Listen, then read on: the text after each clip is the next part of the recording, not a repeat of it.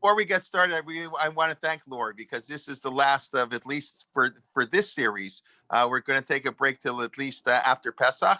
And I think this is, I don't know, the 18th or 19th class in this series on women and ritual from the source. I want to thank Laurie and Ilana Sober-El-Safun, who taught 4 of the classes, and really a pleasure. And also for all your behind the scenes help and connections. And really, it's very enjoyable having you, and it's learning with you. And like I mentioned before, how the objectivity and how you approach the sources with such sensitivity, and then how to apply them in our modern life with being able to see the complexity in both sides of the issue. So I want to thank you for that. And it's thank you for teaching Torah to everybody. And Vakashan, I can start and enjoy. Thank you very much. Thank you very much for the Aksanya, for the opportunity. Thanks to the students for coming, and thank you, Rabbi Jay, for making this possible. And Bezrat Hashem, we will pick it up. It's just going to be a question of figuring out what's going to work best. Tov, welcome everybody tonight. I am delighted to be getting back to the Seder, and there are 2 elements of the Seder that I want to focus on. There are actually 2 things I love to teach. So one has to do with reclining. Okay, women in reclining, and women in reclining actually starts hitting on a lot of very fundamental questions of the changing status of women and how halacha may or may not recognize that. So that's a first topic, and then I want to move into talking about women in the Haggadah and the mitzvah of Sipur Yetziat Mitzrayim, of telling over the story of leaving Egypt. So it's great stuff. Without further ado, I'm going to try to share the screen. Let's hope it goes well. So it's always this moment of fear that maybe it won't work, but let's hope for the best. And we're off. Yes. Okay. Here we are. The first Mishnah of Arvei Psachim, which is the 10th chapter of Masechet Psachim, and it's the one that deals the most with Seder topics. It tells us what we have to do. Arvei Psachim Samach Lemincha. It tells us what we have to do as we approach Leila Seder. And then it tells us that everyone's got to recline at the Seder. Afilu ani shebi Yisrael lo yochal ad she'yisiv. Even a poor person in Israel is not permitted to eat at Leila Seder until that person is reclining. It's a really striking comment if you think about it. We're starting to talk about this festival of freedom, and effectively what we're saying is that we're all free, even those of us who are not necessarily sure where our next meal is coming from, who are not financially secure. All of us are included in the mitzvah of reclining, because not just anybody reclines. If we look at the Rambam, we get a little of a deeper sense of what it means in this context to recline. We've seen the parallel Mishnah last time, but the Rambam takes it and he connects the pieces together. B'chol dor v'dor chayav adam laharot et atzmo ki'ilu hu b'atzmo yatsa ata mishibud Mitzrayim. In each and every generation, every individual has to show himself. It's not just that we have to see ourselves this way, says the Rambam. We have to show ourselves this way. We have to be demonstrative, as though he himself, b'atzmo yatsa ata, now at this moment. If the question is, when did we leave Egypt? The answer is Leila Seder. Every year we leave Egypt again. Mishivud Mitzrayim. Shenemar, as it is written, ve'otanu hotzi misham. God took us out of there, and we read us out of there not just as someone being quoted in Chumash. We read us out of there as us in the here and now, in every generation. Al davar zeh tziva kadosh baruch hu b'Torah v'zacharta ki eved hayita. And here's where God is reminding us we were avadim. We ourselves were bondsmen, klomar, ki ilu atab atzmecha hayita eved. We're supposed to have a sensibility at all times that we were bondsmen, v'yatzata lechirut v'nifteta, and we have become free, we have been redeemed. And here's the kicker. Look at the connection the Rambam says. We talked about this last time. If you really experience leaving Egypt as something that you yourself are doing now, the natural outgrowth of that is going to be praising God. But Rambam says something else. We have to show that we've left Egypt. Therefore, this is the next statement in Rambam. When someone eats on this night, I have to ask everybody to please mute. I can't scroll through all the things to see who's muted, but there's at least someone here who's unmuted. So please make sure you're muted. Thank you so much. Lefichach, sheso'ed adam b'layla hazeh. Therefore, when someone dines on this night, on Seder night, sarich le'echol v'lishtot v'hu mesev derech cherut. He must eat and drink while reclining in the way of freedom. This Rashi is from the next line. Rambam is saying that the next thing, if we want to show, if we want to make it clear to ourselves and to others that we in fact have left Egypt, the way we do that is through reclining. Reclining is, as it were, it's the choreography of freedom. And you know, there's really something to it, because if our reclining is really the sense of eating expansively, relaxed, then effectively what we're saying is this is not regular. We are really in a place, we have really gotten to a point of freedom. And that's an experience that we all share, the sense of having been avadim. And even those of us who are not avadim right now, but are not fully secure, have to participate in that moment of freedom, in the choreography of freedom when we eat. And Rashi says something similar as well. Rashi talks about ad she'etzev kederach ben chorim zecher l'chirut, until a person reclines in the manner of a free person. And it's interesting, he says zecher l'chirut. This reminds us of becoming free. Now the Talmud has a really interesting discussion of when during the Seder exactly we need to recline. Itmar, matzah, so it was said, matzah tzarich heseba, maror and tzarich heseba. Matzah requires reclining to eat. Maror doesn't require reclining to eat. This really makes sense based on what we've just said. If eating while reclining is a demonstration of freedom, matzah, which has an element of being the bread that we eat when we leave Egypt, can fit into the picture of reclining. And in fact, we must recline if we want matzah's symbolism as being part of our redemption to be realized. But maror, it's not appropriate to recline when we eat maror, because maror's symbolism is all about bitterness. And the bitterness is the moment of slavery, by maroru et chayehem. The bitterness is not the moment of freedom, of reclining. So it's when we eat matzah that we recline. When we eat maror, we don't accept in the context of korach, when it's alongside the matzah, as it were, as part of the, where's the beef, Pesach sandwich, which is missing the Pesach nowadays. Next part, what about the wine? Yain. Itmar mishmed Rav Nachman tzarich heseba. V'itmar mishmed Rav Nachman and tzarich heseba. We have two competing traditions, both of them in the name of Rav Nachman bar Yitzchak. The first one says, yes, absolutely. When you have wine, I'm going to ask you, someone just highlight it. I'm going to ask you to let me be the annotator, okay? So let me just see if I can clear that. Thanks so much. Let me get my mouse back. Okay, so Rav Nachman there are two reported traditions in the name of Rav Nachman. The first is that when you drink wine on Leila Seder, you must recline. And the second is that you don't need to recline. So which is it? Lo pligi. In fact, it's not a conflict. Ha betarti kasi kamai, ha betarti kasi batrai. There are two sets of 2 cups. The first 2 before the meal, the second 2 after the meal. We have the cup, we talked about this last time when we talked about the 4 cups, right? We have Kiddush, we have Magid, we have Birkat Hamazon, we have Halal. And the meal is in the middle, 2 and 2. And what we're being told is there are 2 of these for which we need to recline, and there are 2 of these for which we don't need to recline. Well, which is which? Amri la lahai gisa, amri la lahai gisa. There are those who say it one way, and there are those who say it another. What are the 2 ways? First step. Trei kase kam amri la lahai gisa. Here's the first way to do it. Trei kase kamai bao seba. The first 2 cups are the ones that require a seba. Why? Because this is the moment when our freedom begins. Again, this is exactly what Rambam was saying.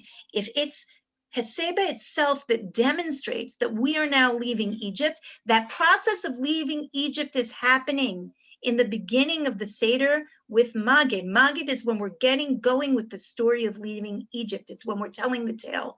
That's when we should be reclining. Tre kaseba, try lo by a seba. On this version, the last two cups don't require a seba. Madavava. What was. We're done. We told the story already. We had our meal, and now we're just finishing up with halal, etc.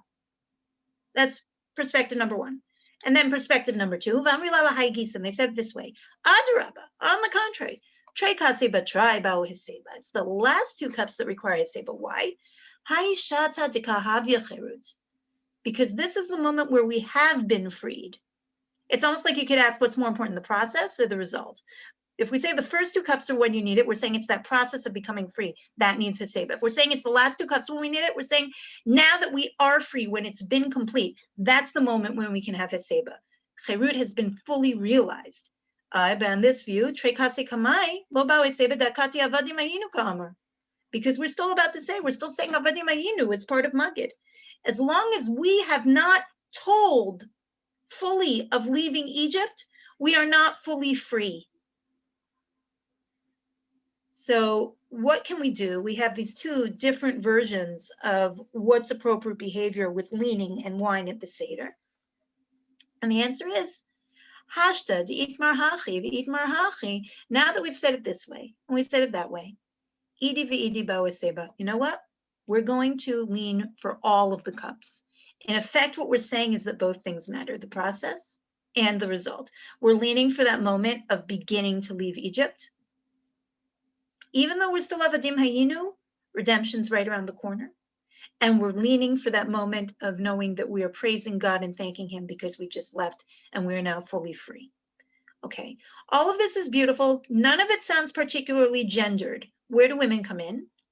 And here's where things get a little more interesting. Isha etzel ba'ala lo ba'e heseba. A woman eating at Leila Seder in the presence of her husband does not require reclining.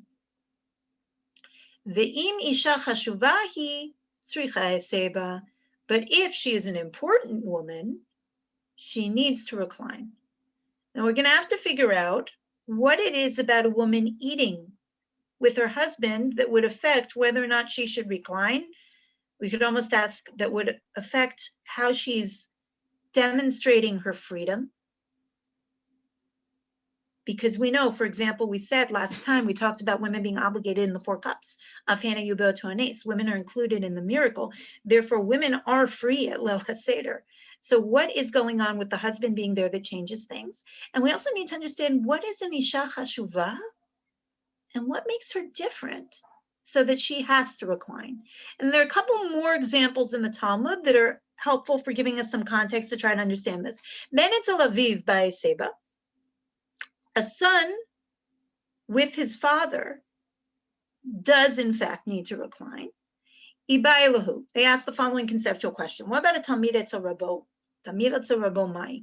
What about a student and teacher? You'll notice that these relationships that we're seeing, these second two are certainly hierarchical. We're going to have to ask ourselves what the picture here is of marriage.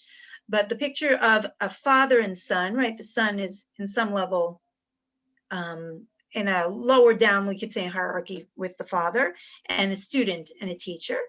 And what's going on with the student and the teacher? Tashma, Amar Abaye, Ki avinam be'mar, zagina nebirke dadadi.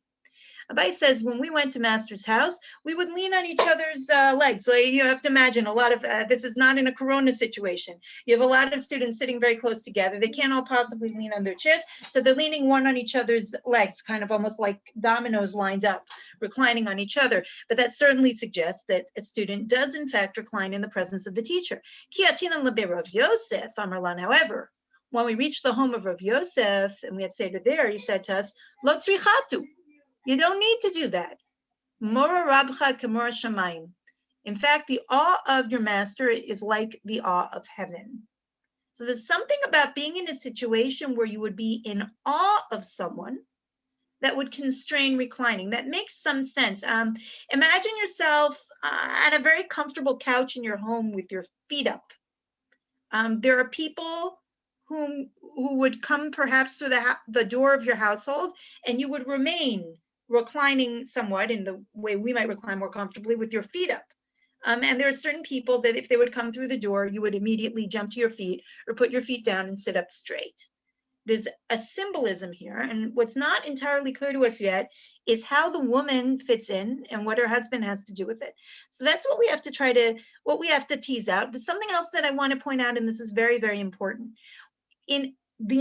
Throughout this passage, no one has been saying that there's a situation where reclining is prohibited. The question has been throughout, when is reclining required? So, for example, when they talk, even Rav Yosef here, when he's saying that a student with the teacher, he says, lo tzrichatu, you didn't have to recline. He's not saying you couldn't recline. That's important. If we understand that reclining is a mitzvah, then, for example, it's not clear that we've actually satisfied the obligation of eating matzah properly if we haven't reclined. It's part and parcel. Eating the food in Leil HaSeder is not just an act of eating. Eating the food at Leil HaSeder is fully integrated with telling the story, and part of that story and that experience of leaving Egypt, as we said in Rambam, we just saw it, is in fact reclining. So it's important for us to understand when it's obligatory and when it's not. Okay, let's look at some of these opinions. We're going to start with the Sheiltot of Rav Chai Gaon. By the way, I see that there's some questions on chat. Bezrat Hashem, at the end of class, I'll take all the chat questions together. Okay, Sheiltot of Rav Chai Gaon. He says, Isha einat tzricha eseba. A woman doesn't need to recline. My taima. What's the reason? Lav derchan denashe lamaska. It is just not the way of women to lean themselves over. But if a woman is important, she needs to. So he's saying something, he's not giving us a lot of information. Why? He's saying it's not what's done. In the Metzias, in terms of the actualia, reclining was a way that one ate. It was a way that free people, that even aristocrats would eat. Women were not necessarily historically reclining. And if that's the case, that women didn't historically recline, then it wouldn't bear the same significance for a woman to recline as it would for a man to recline. You wouldn't have the same set of meanings around the action necessarily, and that's what he's suggesting. And yet an important woman, and by the way, I think this is correct in historical records. We looked into this a little bit when we were writing for this for deracha.org, and in fact there was something to this, that the women who were more aristocratic or more independently wealthy or at a different level of status, those women might in some situations recline, but on the whole, women did not recline. So one way of understanding this is that we're not obligating women in a mitzvah to recline, which reflects a certain type of freedom and as a whole world of meanings, when for most women this wasn't the world of meanings. Being a free woman did not necessarily mean that you reclined unless you were uniquely important. Okay, that's one possibility. Possibility number two, Rashbam. Isha einat tzricha eseba, a woman need not recline. Mipnei mat ba'ala ukfufalo. Well, Rashbam, you remember, is Pashtan. He really reads things in context, and this is good reading in context. He's saying, look, what were the things we saw? We saw discussion of a child with a father. We saw discussion of a student with a Rebbe. So too, a woman with her husband. He's suggesting it's a sort of hierarchical relationship. The woman is in some sense in awe of her husband. She's submissive to him. It's not reasonable to expect someone to be able to recline when they're feeling that they are in a situation where they have to show great respect. They have to stand at attention, as it were. So that's the Rashbam. So possibility number one was this just isn't what women did. Possibility number two is this wouldn't be a reasonable thing to expect a woman to do in the presence of her husband. It's not how those interactions worked. Possibility number three, Bechira Meiri. She'ein cherut leisha etzel bala, that a woman doesn't fully feel freedom when she eats with her husband. Ve'im isha chashuva hi tzricha eseba, but if she's an important woman, she needs to recline. She'en shifchut be'ishut shela, because in that case, there's no aspect of servility in her marital relationship. This I personally find fascinating. Meiri is effectively saying, if I understand him correctly, that the Talmud is picturing most marriages as having some element of the woman being subject to her husband, at least in that era. And he's saying that the discussion of the Isha Chashuva is making room for the idea that not every marriage worked that way, even in the Talmudic era, and that the hallmark of an Isha Chashuva is that her marriage does not include servility. that sense of awe is not the overarching emotional framework of that marital relationship. And the suggestion is that when the marital relationship is one of greater parity, then it would in fact be reasonable to say that a woman must recline. Because the reason you would say a woman wouldn't have to recline again is if for some reason she feels she has to stand at attention, as it were, for her husband, in awe of her husband. If that's not the way they interact, she's an isha chashuva, then it is a reasonable expectation for her to be able to recline. Okay, let's move forward a little bit and let's look at Mordechai. Mordechai says like this, medieval Ashkenaz, he says, Tekulu nashim didan chashuvot ninhu. He says, all of our women, in fact, are chashuvot. All of our women are important women. He's saying, Mr. Artu, there's someone, could I ask you to clear your annotations, please? I can do it myself, but it's just going to take me a moment and distract from the shir. All right, but Seder, I'll clear them up. Okay, so what the Mordechai is saying is that all women in his day already, and this is hundreds of years ago, all women are included in this framework of being chashuvot. And Rav Moshe Feinstein actually has a really interesting comment about this. Let me find it. I'm going to skip a source and then come back to one more source that's really interesting on this point.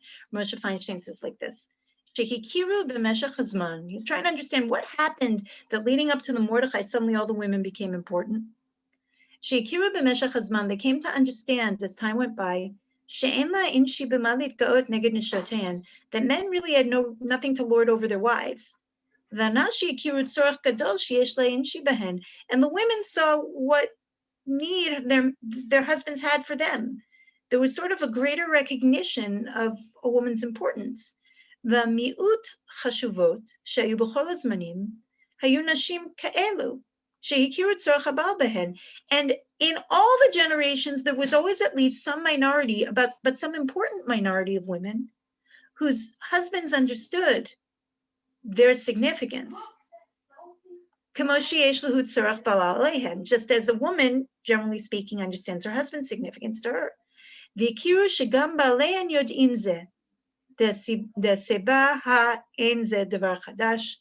I'm sorry. And they understood that that their husbands knew this thing. Excuse me 1 second. I just want to.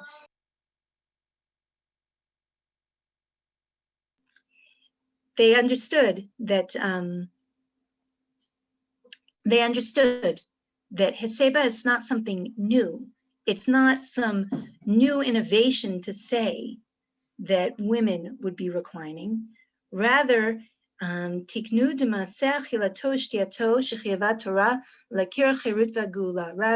it's an ancient enactment in recognition of our freedom and our redemption when we eat.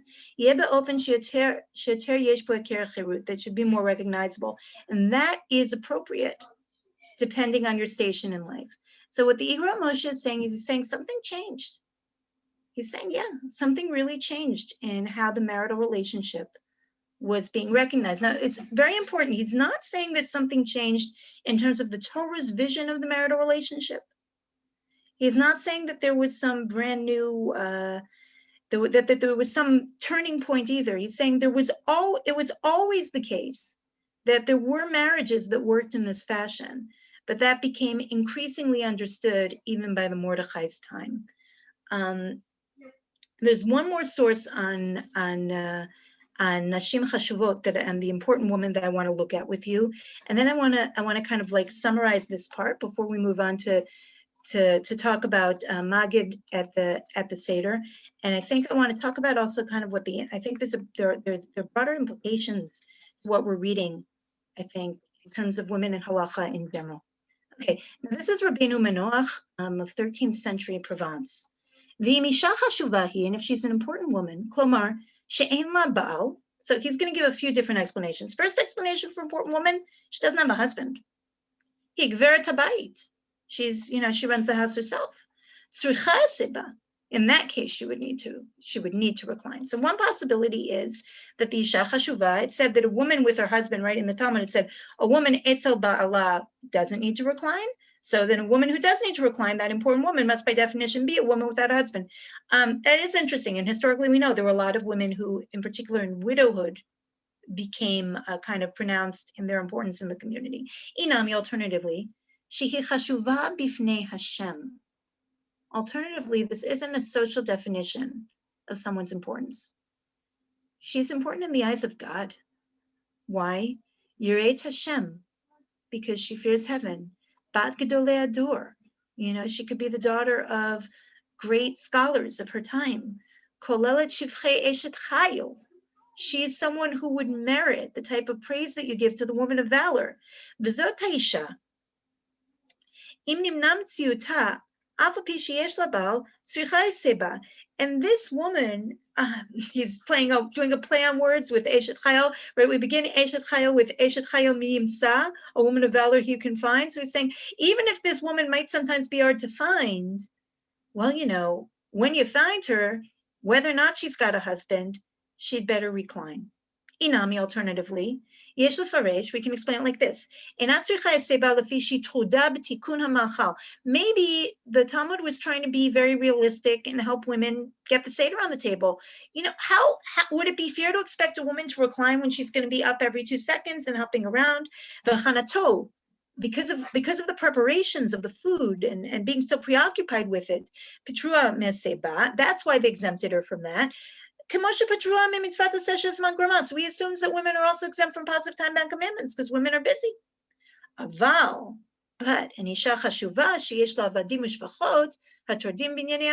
an important woman, here he thinks important means wealthy, who's got other people looking out for her. And she can basically sit while other people are taking care of things. She must recline. So Rabbeinu Manoach is giving us 3 different potential explanations of what an Isha Chashuva is. The first explanation, a woman who's the head of her own household. There's no husband there to affect her comportment. Second explanation, or let's jump to the third, right? The third explanation was a wealthy woman. She's a wealthy woman, so there's no practical constraint on her being able to fully recline and take part of the meal at leisure with everyone else. The second explanation is the one that I confess grabs me the most. She's significant in the eyes of God. She is spiritually an important person. And her spiritual importance is such that it's a given that she must recline at the Seder. What I think is particularly important about these words, aside from just the idea that even in Talmudic times, there's a recognition, even in Talmudic times, that not all women are in the same boat. On the one hand, there's a recognition that in those times there are women who are in a subservient position, perhaps, depending on how we read this passage, maybe financially, maybe in terms of how the marriage works. And on the other hand, there's a recognition, even in Talmudic times, that not all women are subservient, or not all women are in difficult financial straits, or not all women lack their own rich spiritual lives. That's there too already then. I think it's particularly important now because sometimes there's a question often about how we relate to halachot, taking into account this changing status of women. And in our world, where there's so many more opportunities available to women in every field, in every way, and thank God there's so many things that can help us so that housework doesn't just fall on a woman. Men are more involved in that as well, but also we have our machines. Yeah, you don't need me to tell you all this. But the question is, how does halacha react to that? So sometimes the response to the other sometimes is, things are so changed that at this point, women are a completely different category that Chazal knew nothing about. Chazal could never envision women being in a category where they're spiritually on a par with men, or where they're have their own unique importance. And that's not really true in other contexts as well. But here I think it comes out very strongly that's not the case. It's very clear from this passage that there's a concept in Chazal already that perhaps it was a minority of women of their time. But there's a concept of the Isha Chashuva. There's an idea that regardless of the situation that many women might find themselves in, there are women who have already at that time an important status. Now, the other interesting thing is it can affect the halacha. And the question is, and this is what's tricky, what halachas would it affect and what halachas would it not affect? Given that they know what the category is, the fact that they don't apply it so widely in other cases suggests to us that women's exemptions from other mitzvot is not necessarily, people want to say sometimes it's purely sociological. I think this example of Haseba makes that a lot harder to say. I think it's hard to say it's purely sociological when we see that there's a case where halacha is tied, perhaps, in some level to sociology. We see that, in fact, here the Chazal are recognizing that there are other categories of women, and were other things, other exemptions sociological, we would expect to see a discussion of the Isha Chashuva keeping mitzvot aseh zman grama or something like that, and we don't see it. So I think this is a really important set of texts for understanding the Chazal recognize that sociological reality can shift, and that women's inherent spiritual potential, or even potential to fulfill mitzvot, is much broader than just a sociological factor, and that there's more going on than that. There's a lot more to our traditions than just sociological claims. Something that's very important. I also think that it's really meaningful. I can say for myself, it's very meaningful I do lean at the Seder. And it's very meaningful for me personally to lean at the Seder, because when I do, I have Rabbeinu Manoach in mind. I feel blessed, like Rav Moshe Feinstein said, I feel blessed that I'm in a marriage where I do feel that both my husband and I recognize our mutual importance to each other. But then there's this added factor of, well, I'm an Isha Chashuva, Bezrat Hashem, or at least I'm striving to be an Isha Chashuva, spiritually as well in my relationship to God. And one of the ways I'm reflecting that is by fully embracing the choreography of freedom. Now, that being said, there are many women who have a custom not to recline. And that's okay. There's precedent for that. If we look in the Shulchan Aruch, Isha inat tzricha seba elim keni chashuva. So the Shulchan Aruch says a woman is not obligated to recline, just like we see on the Gemara, unless she's considered to be in this category of important woman. And then the Ramah comes in and he says, like the Mordechai, v'chol anashim shelanu mikrei chashuvot, but all women, all of our women are considered chashuvot, i.e., sounds like he's saying Ashkenazi women at least should be reclining. But it's not customary. He's saying on the one hand, the women of our time are chashuvot. On the other hand, it's not the custom. Now he has to try to explain the custom. How can it be? The Talmud said straight out, and the Chaber said straight out, a woman is considered to be an important woman. She should be reclining. How can it be that women are all important, but they're not reclining? And his answer is, he's relying on the Ravia. The Ravia said, "Vizman hazeh she'en regilot b'nei chorin le'sev yeshev kederko." The Ravia doesn't just say this about women; he says it about everybody. The Ravia says, "Look, reclining nowadays at a meal doesn't mean what reclining meant at a meal in the days of Chazal. Once reclining doesn't have the same meaning, then we're not really achieving that choreography of cherut the way we once did. And once it's no longer the mitziyut, once it's no longer that symbolic, no one needs to do it." So the Ramah is comfortable in relying on the Ravia for women to explain why women of his day are not reclining.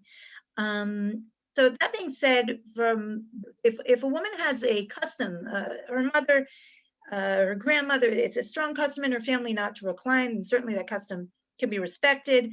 It's not clear to me that custom has to mean that she can't recline. That's something she could discuss with halachic authority if she wants to, but I don't see why, even what we saw in the Talmud, the fact that someone didn't recline didn't suggest that she couldn't recline at any stage of the discussion there.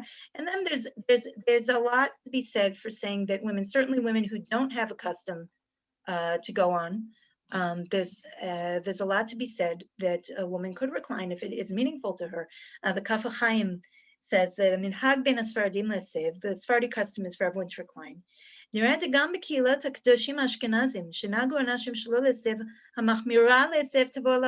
says, look, even among Ashkenazi women where the custom was not to recline, and it's interesting he's saying that Sephardi women had the custom to recline, right? Because what we saw from the Shulchan Aruch didn't make that clear. But he's saying even among Ashkenazi women where the custom is not to recline, he thinks it would be a chumrah to recline. He doesn't think it's objectionable if there's a custom not to recline. He thinks it's a chomer to recline. He thinks it's a good thing. He thinks not reclining is a kula. Because if you really think that the way that you fulfill the mitzvahs they're tied together, and that his seba is part of how, certainly it's part of how a man fulfills the mitzvah, let's say, of eating matzah. That's what we saw in the Gemara, right? And it's part of how he fulfills the mitzvah of the Arba Kosot. Then if a woman had the opportunity to do that, you can make a very strong case for it. Okay, next step, and again, I'll take some questions at the end. Telling the story, what about Magid? We have to start with the mitzvah. V'gadta levincha bayomahu lemor, and you say to your child in that day, you'll tell your child in that day saying, Bavur zeh asa Hashem li b'tzeti mitzrayim. I'm doing all of this on account of what God did for me when I left Egypt. It's real, it's for me, I'm here. And we know the Rabban Gamliel, the core of Magid, is talking about, and I believe he talks about this with Rav Adler. Certainly if you were talking about you talked about the 4 questions, I'm not sure. Anyway, the Pesach, Matzah, and Maror are necessary for talking about things. Now, the interesting thing is that Rabban Gamliel says, whoever doesn't say these 3 things on Pesach hasn't discharged his obligation. And the question is, which obligation are we talking about? Now, usually the easiest reading is, well, you have to say these things you have to talk about Pesach, Matzah, and Maror in order to fulfill the obligation of Magid, in order to fulfill the obligation of telling the story. Sipur Yetziat Mitzrayim. That's the easiest read. What's fascinating is that the Ramban says differently. The Ramban suggests that, in fact, what he means is that he hasn't fulfilled his mitzvah of eating. Part of the mitzvah of eating matzah is telling the story. We tell it through our choreography as well. But part of the mitzvah of eating matzah is telling the story. It's not just a ritual act of obligatory eating. The symbolic meaning is embedded in the mitzvah, to the extent that if I didn't talk about what the matzah is, I haven't really eaten matzah. That's what the Ramban is suggesting. And that works very nicely with the drush in the Gemara that says lechem oni. Why is matzah called lechem oni? Because which is literally the bread of affliction, right? Like the word ani. That's how we started, right? Affliction. And even the afflicted of nowadays is reclining. Well, lechem oni, lechem she'onin alav dvarim harbe. It's the bread that we say a lot of things over. Matzah is not just there for eating. Bavur zeh, but we talk about matzah zeh, we talk about bizman shematzah maror munachim lefanecha. There's something about telling the story when it's out there, it's connected. Now that's going to be very important for considering what the obligation of women is in telling the story of Leila Seder. Because last week what we discussed was how women are fully obligated on a Torah level in eating matzah. We said women are prohibited from eating chametz. There's a hekesh, there's this parallelism between not eating chametz and eating matzah. Therefore, women are obligated to eat matzah, even though we might have thought it was positive time about commandment. Okay, so what does that mean in terms of saying magid? It would suggest perhaps that women would be obligated. We see that suggestion a little later on. We'll look at it in the Rav Moshe Feinstein, but I want to look at some other suggestions as well. There's also an idea we talked about when we talked about the 4 cups of Afhena Yubel Tornes. Here we have the Mechaber. Gam anashim chayavot ba'arba kosot. Women are obligated in the 4 cups. Uvchol mitzvot hanuagot be'oto halayla. And in all of the mitzvot that we do that night. Now remember, last time when we were talking about the cups, we said that we saw the opinion of Tosfot, that women are obligated not just in drinking the 4 cups, but also in reciting Hallel. And Tosfot said that women are obligated to recite Hallel at Leila Seder because the 4 cups in Hallel are intertwined, right? We have a cup that's over Hallel. Hallel and Hodah, it's all one big thing of proclaiming and giving thanks for God's miracles. Therefore, women are fully obligated in Hallel, according to Tosfot and Leila Seder. And now, one might argue something similar when it comes to Magid. We also recite Magid over a cup. Sipur Yetziat Mitzrayim is also connected to a cup. If the fact that we're obligated, that women are obligated in the 4 cups by virtue of inclusion in the miracle, Afhena Yu Be'oto Hanes, is a function, it's going to lead us to understand that women are also obligated in Hallel, because one of our cups is for Hallel. Then perhaps it could also give us to understand that women are obligated in Magid. And that seems to be at least what Beit Yosef says.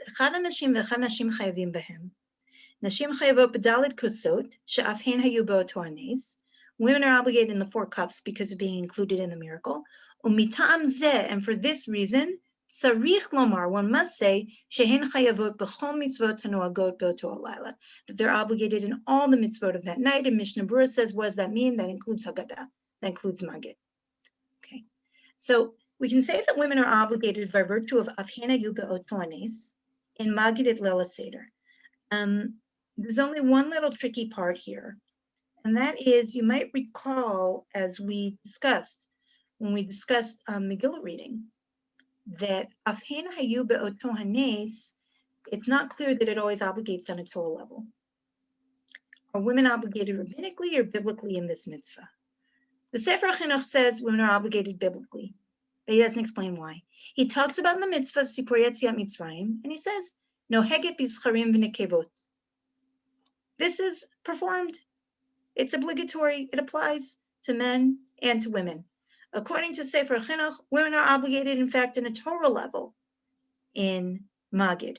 Now, it might be that he does say it's because of Avhen Hayu Be'otoanes, and he just thinks that Avhen Hayu Be'otoanes can obligate you on a Torah level mitzvah, which is a minority opinion. It's possible, but it's possible that he's thinking something else. Now, the Rambam, just so you know, the Rambam's position is a little more tricky. We don't really know 100% what the Rambam held in this regard. On the one hand, he talks about mitzvot that women are obligated in, even though they're positive time-bound commandments. And he includes in these obligations achilat matzah, eating matzah and Leil Seder, and achilat Pesach and shchita, the Pesach, we talked about that last time, and Simchas Yom Tov. These are all things women are obligated in. He didn't mention here Sipur Yetziat Mitzrayim. So when he's talking about positive time-bound commandments in which women are obligated, he neglected to mention Magid. Suggests that maybe women aren't obligated, at least not on a Torah level. On the other hand,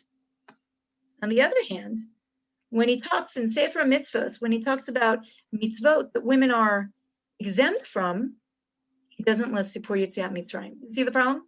On the one hand, when he talks about things that women are obligated in, he didn't list Sipur Yetziat Mitzrayim. On the other hand, when he talks about things that women are exempt from, mitzvot d'oraita women are exempt from, he also doesn't list Sipur Yetziat Mitzrayim. It's not really clear what the Rambam held. We don't know for sure. We can guess, but we don't know for sure. The Igros Moshe kind of sums up and says, now, why does he ask this question? He's asking the question if a woman can discharge a man's obligation in reciting the Haggadah. And this is a relevant question because it is to be able to discharge someone else's obligation requires being obligated on the same level. So if a woman is obligated on a Torah level in Magid, then she can discharge a man's obligation in Magid, in theory. If a woman's obligated on a rabbinic level, she wouldn't be able to. I said in theory, and this is important because it's actually an interesting question about what goes on in Leil Seder. Different people have different customs in this regard. Does one person recite the entire Seder for everybody, where everyone is discharging the obligation through perhaps shomea ke'oneh, hearing is akin to answering or is akin to saying? Or does each person actually have to say the entire Seder for themselves? Different people have different customs in this regard, but this is important. For example, if you have a family that's going around in Magid, taking turns with people leading, which some people do, it would be really important to know if women are obligated on the level, or if men have to say the things under their breath when a woman recites them. And his answer is, it says it's clear, a woman's obligated in saying the Haggadah. Because women are obligated in all of the obligations of Pesach, what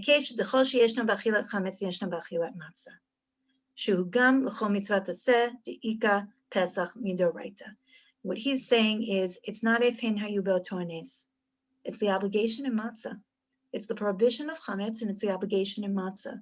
That intertwining of matzah with magid is enough to mean that women are fully obligated in magid on the same level as men. And why should the 4 cups be different? 4 cups would be different because maybe the sages want to give women a break because it's only rabbinic. He comes up with the reason. But ultimately, the Igros Moshe is suggesting that women's obligation in Magid is 100% on the same level as men, on a Torah level, like Sefer HaChinuch said before him. And he's saying that the basis for that is, in fact, women's obligation in Lechamoni, in Matzah. Okay, so just to conclude things up, also Rav Ovadia Yosef as well. He also says that this is the case. There's one last thing I want to touch on before we go and talk about questions, and that's getting into practical nitty-gritty. It's nice to say that women are obligated in basically we've said women are obligated in everything at Lila Seder. Last time we talked about matzah, we talked about maror, we talked about the 4 cups, we talked about halal. Tonight we've talked about reclining, and we've talked about magid, which is really our central mitzvah in a lot of ways. Not to mention, of course, the Pesach. But this can, in practice, be really hard to do. It kind of circles us back to when we're talking about the Isha Chashuvah. So perhaps nowadays all women are important, but even we important women often find ourselves with an awful lot of responsibilities on Lila Seder that can make it very difficult to sit through the whole Seder. There can be little children, breastfeeding. If a woman is breastfeeding and her child needs to eat or be put to sleep, there's any number of situations. Sometimes there's someone elderly. Now, it's not just women, by the way. Sometimes men have difficulty hearing the entire Seder as well. But it frequently happens that whether it's a caretaking role or it's helping to make sure that everything is prepared, it frequently happens that a woman might be challenged to sit at the Seder table for the entire Seder. And the question becomes, we've talked about all the other mitzvot. She's obligated. There's nothing to do. She's going to have the matzah, she's going to have the maror, and she's going to have to say halal. Within Magid, what are the things that absolutely must be said in order to discharge the obligation, which, as we've said, according to Sefer HaChinuch, at least, is on a d'oraita level. Mechaber says a woman is certainly obligated. There are those who say it might be rabbinic, but on the whole, it looks like we're saying it's on a Torah level, and that's the psak nowadays of, very recently, Igros Moshe and Rav Ovadia Yosef both came down on the side that women are obligated on a Torah level. What in practice is kind of the minimum kernel of Magid that a woman should be sure to hear? Now, some of this is obvious and some of it's not. The Chayei Adam lays it out. Women are fully obligated in all the mitzvahs of Lila Seder and in saying the Haggadah. And therefore,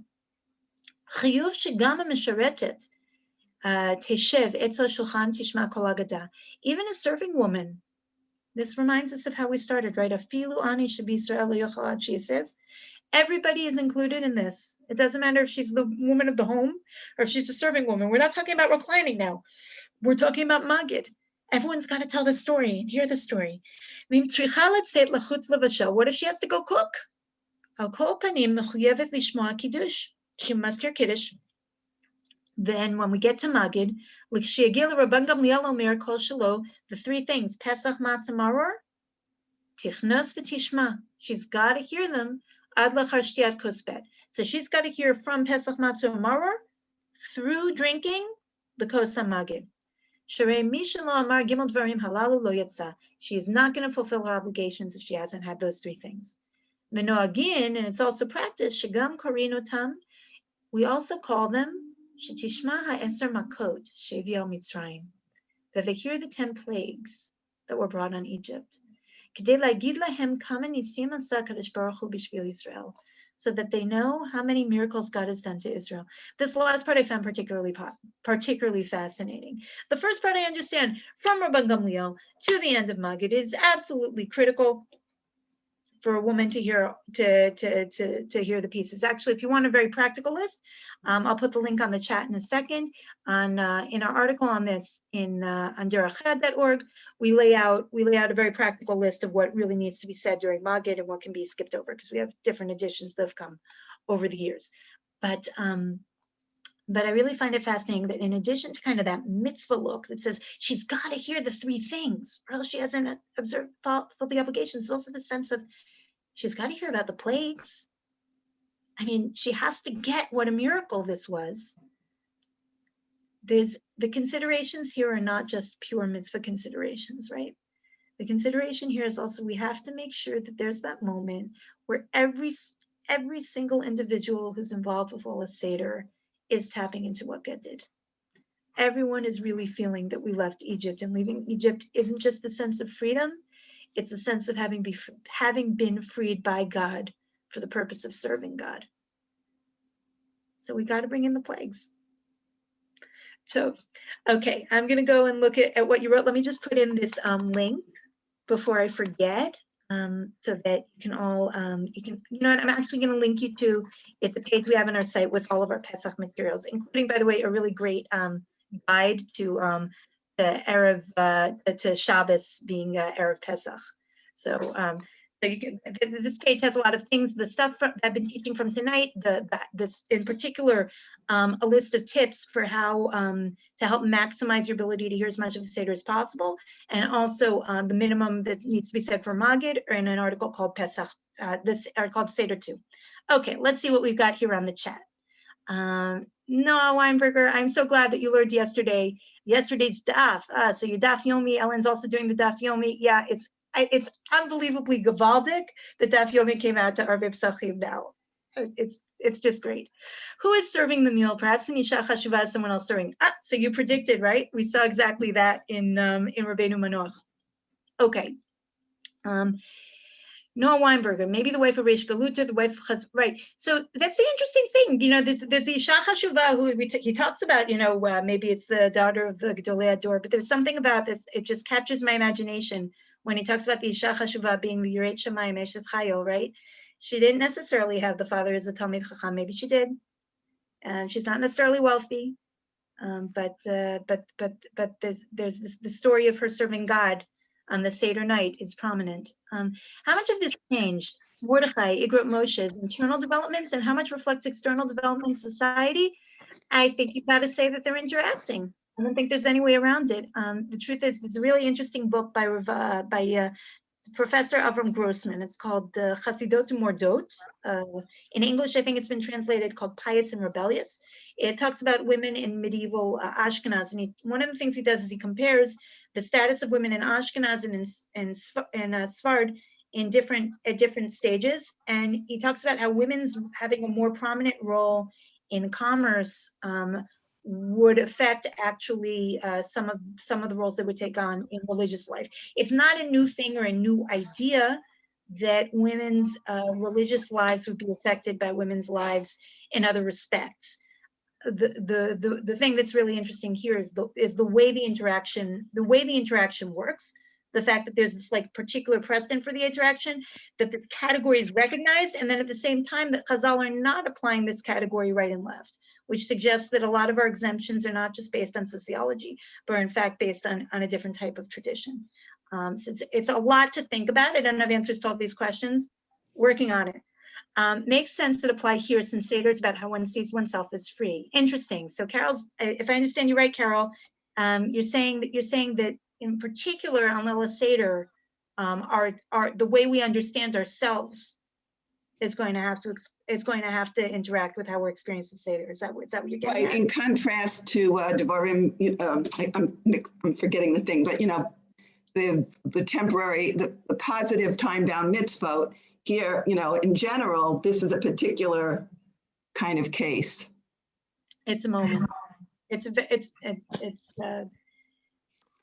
We're embodying a role, and it's supposed to be, and that's why does Rambam bring in the Zachartaki Eved Ayita?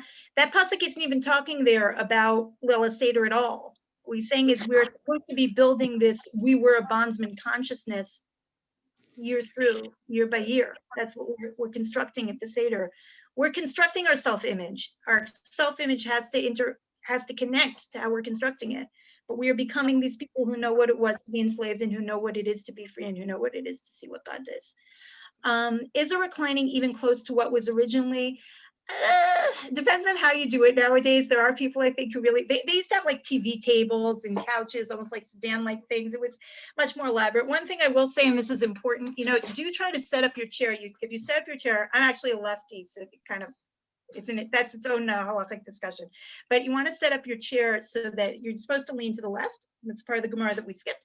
You want to set up your chair that you can't see it on the camera. I'm trying to do this so you can see. If you turn your chair to the side, which is what I've done. You want like this.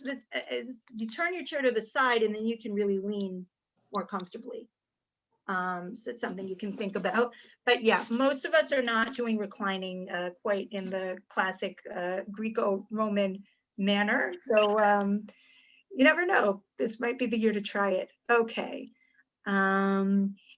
Right. So that's the point. Exactly. So when you try to do it like sitting like this, I think in particular, it can be cramped. And the idea is you want to try to find a way to do it that's more comfortable.